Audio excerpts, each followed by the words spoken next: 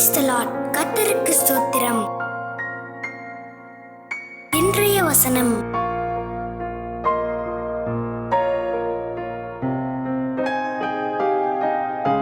யாக்கோபு 1:12 முதல் 15 வசனங்கள். சோதனையை சகிக்கிற மனுஷன் பாக்கியவான், அவன் உத்தமன் என்று விளங்கின பின்பு கர்த்தர் தம்மிடத்தில் அன்பு கூறுகிறவர்களுக்கு வாக்குத்தத்தம் பண்ணின ஜீவ கிரீடத்தை பெறுவான். சோதிக்கப்படுகிற எவனும் நான் தேவனால் சோதிக்கப்படுகிறேன் என்று சொல்லாதிருப்பானாக.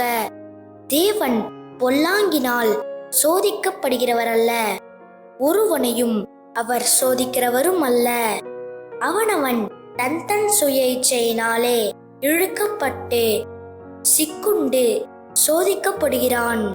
பின்பு இச்சையானது கர்ப்பந்தரித்து பாவத்தை பிறப்பிக்கும், பாவம் பூரணமாகும் போது மரணத்தை பிறப்பிக்கும்.